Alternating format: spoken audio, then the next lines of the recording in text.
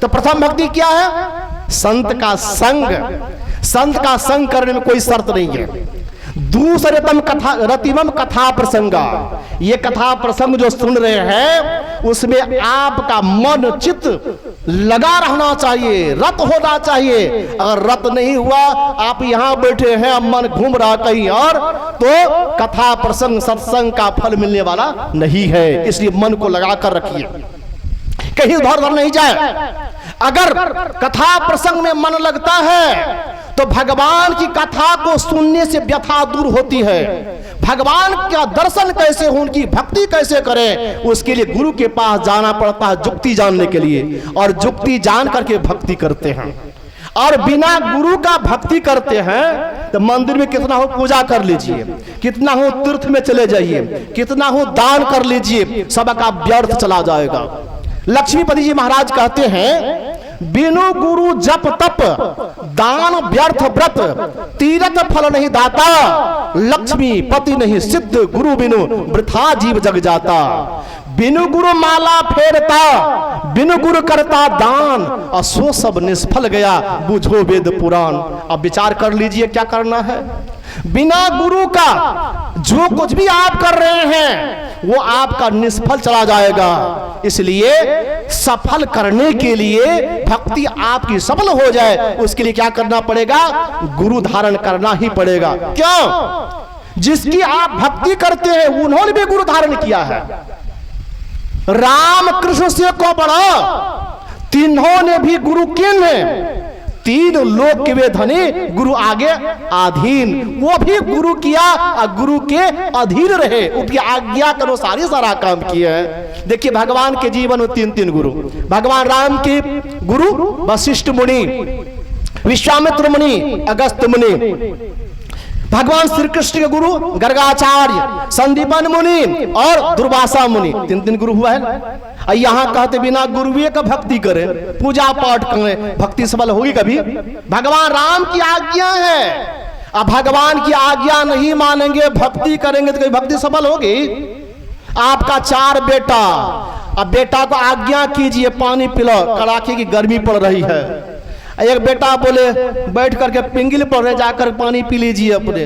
दूसरा बेटा को बोले का बैठे हैं शरीर में ताकत, जग पी क्यों नहीं लेते हैं? तीसरा बेटा से बोले पानी पिलाओ, सुन करके उधर चला गया। और चौथा बेटा को बोले, चौथा बेटा गया और ठंडा पानी ला करके आपको पिला दिए। आप किस बेटा पर प्रसन्न होगे? जो बेटा आज्ञा का पालन किए हैं उस बेटा पर प्रसन्न होंगे ना। आप चाहेंगे सारी संपत्ति इसी बेटा को दे दे, ये सेवा कर रहा है। उसी तरह से सबके सब तो भक्त ही हैं, लेकिन जिन भगवान की आप भक्ति कर रहे हैं उनकी आज्ञा का पालन नहीं कर रहे हैं, तो भगवान आप पर खुश होंगे? भगवान कहते संत का संग करो, भगवान कहते गुरु करो और तब भक्ति शुरू करो, तो वो काम कर ही नहीं रहे। जो मन में आता करते जा रहे तो भक्ति सफल होगी? भगवान प्रसन्न होंगे? कभी नहीं होंगे। इसलिए भगवान की आज्ञा का पालन करो। आज्ञा समन सुसाहिब सेवा, आज्ञा से बढ़कर कोई सेवा है ही नहीं। चौथी भगति क्या है? मम गुण गण करई कपट तजिगान। भगवान का गुणगान की कपट को छोड़ करके, कपट छोड़ करके गुणगान करेंगे तो आपका मन निर्मल होगा, धीरे धीरे पवित्र होगा। अब पवित्र जब होगा मन आपका, तो गुरु ने जो मंत्र बताया है तो उस पवित्र मन का जब पवित्र मन से होगा तब मानस जब होगा। इसलिए गुरुभागी वाणी में आया है, अति पावन गुरु मंत्र मन ही मन जाप जपो, उपकारी गुरु रूप को मानस ध्यान थपो। मंत्र का जप कीजिए और मंत्र रूप का ध्यान कीजिए। उसके बाद है छठी भक्ति, मंत्र जाप मम दृढ़ विश्वासा, पंचम हृदय सोवेद प्रकाशा, छठतम शील विरति बहुकर्मा, निरत निरंतर सज्जन धर्मा। छठी भक्ति क्या है? इंद्रियों का निग्रह करना। अब इंद्रियों का निग्रह कैसे करेंगे? उसके लिए दम का साधन। दम कहते हैं इंद्रिय निग्रह को। होगा कैसे? उसके लिए जुक्ति बताए है, दृष्टि योग क्रिया। तो हम लोगों को जो जुक्ति दी गई है, एक मंत्र का जप, एक रूप का ध्यान और दृष्टि योग। दृष्टि योग क्रिया कैसे करेंगे ये भी सीखना होता है। बहुत पुराने सत्संग है, उनको अभी ये पता नहीं है कि बिंदु ध्यान दृष्टि योग कैसे किया जाए। संत कबीर साहब की वाणी में आया है, जो कोई निर्गुण दर्शन पावे, प्रथम ही सुरत जमावे तिल पर, मूल मंत्र कहलावे।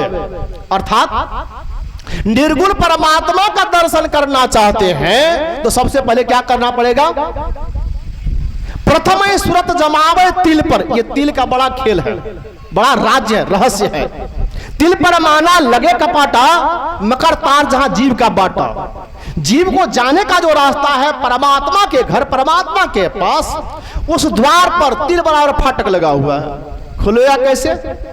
जुक्ति जानेंगे तब तो। संत तुलसी साहब ने कहा, पुतली में तिल है, तिल में भरा राजकुल का कुल, इस पर्दे स्याह के जरा पार देखना। देखो पर्दा के पार में क्या है, तब झलकेगा, पता चलेगा।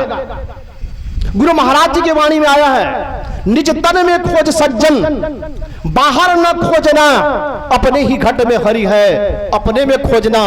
कैसे? दो नैन नजर जोड़ के, एक नोक बना के, अंतर में देख सुन सुन, अंतर में खोजना। तिल द्वार तक के सीधे, सूरत को खींचला, अनहद धुनों को सुन सुन, चढ़ चढ़ के खोजना। यही राज रहस्य को जानना है। इसी का नाम दीक्षा, इसी का नाम भजन भेद, इसी का नाम तिगड़म, इसी का नाम है नाम दाम, आदि आदि दिया गया है। अब वैसे तो नाम जप रूप ध्यान जो दीक्षा ली वो भी कर रहे हैं, और जो दीक्षा नहीं ली वो भी कर रहे हैं। जो मांस मछली खाते वो भी जाते हैं मंदिर पूजा करते हैं, भगवान का नाम लेते हैं, आंख बंद करके रूप को देखते हैं। लेकिन उससे आगे क्या करेंगे पता है नहीं है। ये नाम जप रूप ध्यान जो है भगवान के अस्थूल सगुण साकार की उपासना है। दृष्टि योग क्रिया जो है, बिंदु ध्यान जो है, तिल ध्यान जो है, शिव नेत्र कैसे खुलेगा, तृतीय कैसे खुलेगा, इसका जुक्ति जान करके जो भजन करते हैं, ये जो भक्ति है सूक्ष्म सगुण साकार की उपासना है। जैसे आप तिल द्वार को तोड़ करके अंदर प्रवेश करेंगे, वहां क्या होगा? प्रकाश। अब प्रकाश में होता है शब्द, और शब्द अनेक प्रकार हो रहे हैं, और अनेक प्रकार के शब्द को सुनते हैं तो जो उपासना होती है नादानुसंधान क्रिया के द्वारा, उसी का नाम है सातवीं भक्ति। नादानुसंधान क्रिया जो हम लोग करते हैं, जो साधना होती है, उसी का नाम सातवीं भक्ति। सातम सम मोहि मैं जग देखा, मोती अधिक संत कर लेखा। यहाँ शम का पालन होता है, तालब शम शम, इसका अर्थ होता है मनोनिग्रह, मन का निग्रह होता है नादानुसंधान क्रिया के द्वारा। इसलिए जब मन पर निग्रह हो जाएगा तो मन उल्टे तो सूरत कहावे, यह सूरत की संज्ञा दी जाती है। और सूरत के द्वारा शब्द को सुनते हैं, और शब्द को सुन करके जब अपने सार शब्द को पकड़ लेते हैं, जहां से वह शब्द आ रही है, कहां से है? आ रही धुर से सदा तेरे बुलाने के लिए। वो परमात्मा की ओर से जो आवाज आ रही है वो सार शब्द है। उसको जब पकड़ लेते हैं तो अपने स्वरूप का ज्ञान हो जाता है, और अपने अंदर में समता आ जाती है। तब क्या देखते हैं वो? सिया राम मैं सब जग जानी करहु प्रणाम, जोड़ जुग पानी। अभी तो हम कह देंगे बढ़िया से, सिया राम मैं सब जग जानी करहु प्रणाम, जोड़ जुग पानी। आ कुत्ता इधर से गुजरेगा तो बगल में बोतल है, कमंडल है, कपाड़े पर मार दीजिएगा। कुत्ता में सिया राम नहीं है क्या? है ना? दर्शन हो रहा है? नहीं हो रहा है? सब में दर्शन शुरू हो जाएगा जब सातवीं भक्ति पूरी हो जाएगी। तो आठवीं भक्ति क्या है? फल। फल क्या है? आठम जथा लाभ संतोषा, असपनहु नहीं देखई पर दोषा। और जो भी धन आपको मिलेगा उसी में आप संतोष कर लेंगे।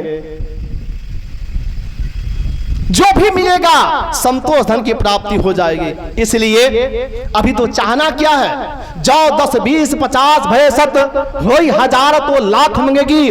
कोटि अरब खरब धरापति होने की चाह जगेगी।